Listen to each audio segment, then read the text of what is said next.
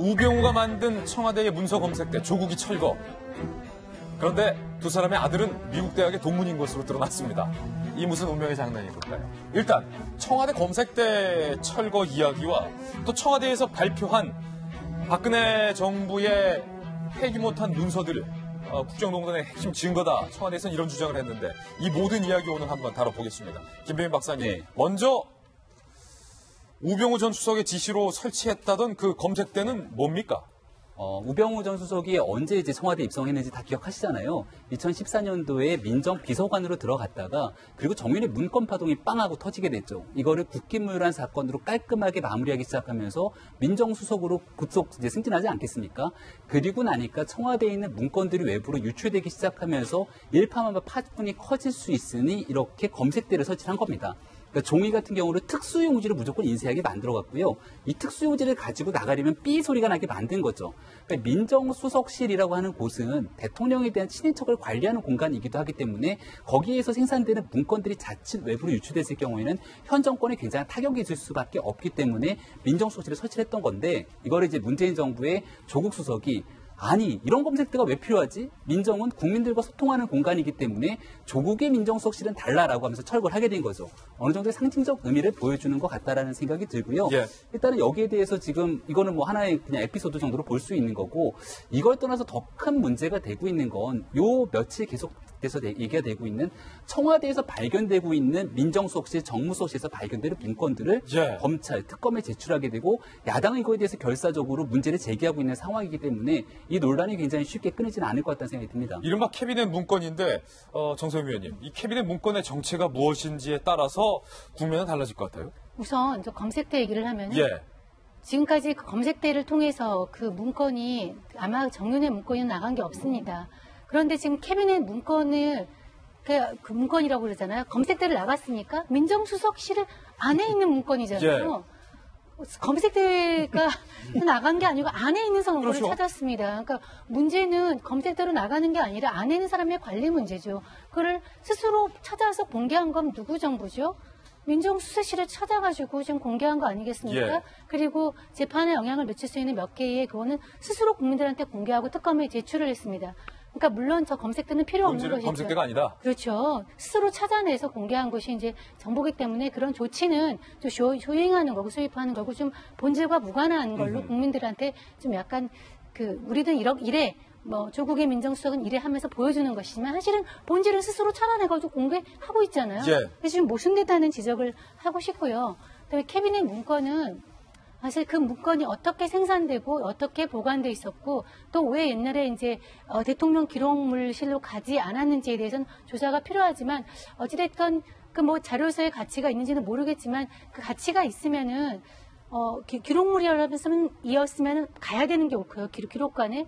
그렇지 않다면 사실 파기됐어야지 옳은데 그것을 지금 국민들한테 발견했다고 밝히고 또 일부 자료는 선별해서 다도 아니고 선별해서 또 이제 특검에 가는 것이 좀 약간 정치적인 어떤 행동이 아닌가 하는 그런 의구심이 좀 있습니다. 예.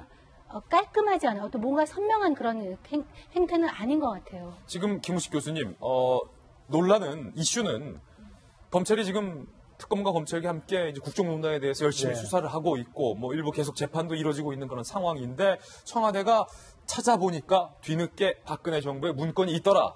그런데 이 문건 중 상당수는 누가 쓴 건지, 누구의 말을 쓴 건지, 어떻게 쓴 건지, 왜 여기 남아있는 건지는 모른다. 하지만 국정농단의 핵심 증거가 될 수 있기 때문에 일부를 검찰에 제출하겠다라고 지금 밝히고 있는 상황인데 지금 뭐 시선에 따라서 관점에 따라서 논란이 많아요. 그러니까 제가 볼 때 검색대 이야기를 하나 드리면 검색대로 우병우 수석이 너무 오버해서 막아놓으니까 그 안에 그대로 남아있을 수도 있어요. 예. 안타까운 딜레마라고 생각하는데. 적어도 딜레마. 그렇죠. 가지고 나갔으면 문제 없는 거 아니겠습니까? 정말 우병우가 정말 잘못한 것 같고요. 민정이라는 것은 잘 아시지만 사정활동하고 뭐 공직기강 잡고 이런 게 아니고 민정의 본래 의미는 백성의 목소리를 전달하는 겁니다. 왜 우리나라가 어느 순간부터 민정이 조이고 사람을 혼내주고 이렇게 돼 있습니까? 민정의 이야기가 잘못되었다는 말씀 드리고요. 말씀하신 지금 캐비넷 문건은 정말 제가 볼 때는 이게 그 동전의 양면 같기도 한데요. 일부에서는 이게 박정희 대통령 시절에 국정농단을 입증할 수 있는 가장 중요한 사초 같은 거라고 그래서 지금 환호하고 있고 또 지지하고 있고. 박근혜 정부의 그렇습니다. 근거다. 네, 예. 또 특검 측에 전달해서 지금 8월 말에 일단 당장 이재용 부회장 뇌물죄에 대한 판결이 지금 앞두고 있잖아요. 이 상황에서 굉장히 결정적인 지금 스모킹 건이 될 것이라는 이야기도 있습니다만 또 한편에서 어떤 이야기가 나오냐면 그 문건이 뭐 300 몇 건이고 1300 몇 건이 나왔다고 그러는데 그 문건을 작성한 사람이 누구인지 시점이 누구인지 내용의 진위 여부는 사실인지 그리고 그걸 받아 적었다면 누가 지시한 것인지 이런 것들에 대한 명명백백한 팩트 체크가 안 돼 있잖아요. 안 돼 있는 상황에서 그걸 일부 선별해서 재판과 관련된 이야기가 돼 있는 것만 골라서 특검 측 제출했다고 한다면 그리고 그것을 대변인, 뭐 박수현 대변인 잘 잘하는 사람이라 또 꺼내기 좀 그렇습니다만 대변인이 직접 나서서 생중계하듯이 국민들에게 공개하면 어떤 의미에서 보면 국정농단을 밝힐 수 있는 중요한 결정적 증거일 수도 있지만 또 한편에서는 과거 정권에 대해서 정말 다시 한번 부관 참시하듯이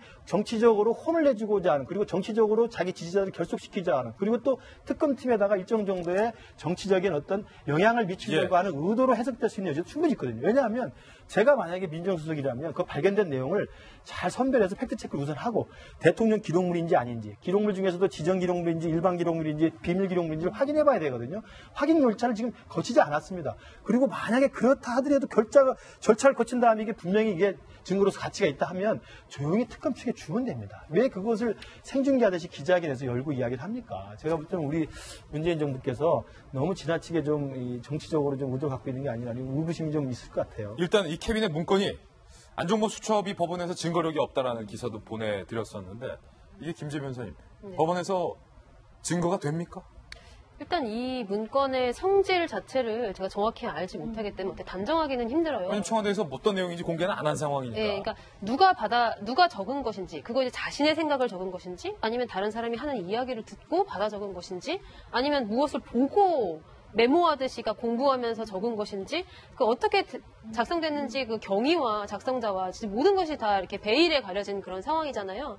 근데 이제 만약에 안종범 수첩과 비슷한 성질이라고 그냥 가정을 해봅시다. 그러니까 누군가 민정수석, 우병우 민정수석이나 혹은 뭐 대통령께서 말씀하시는 것을 그 일하는 사람 중에 한 명이 받아 적었을 경우를 이제 가정을 해보면 이제 그런 경우를 이제 우리는 전문 증거라고 부르거든요. 예.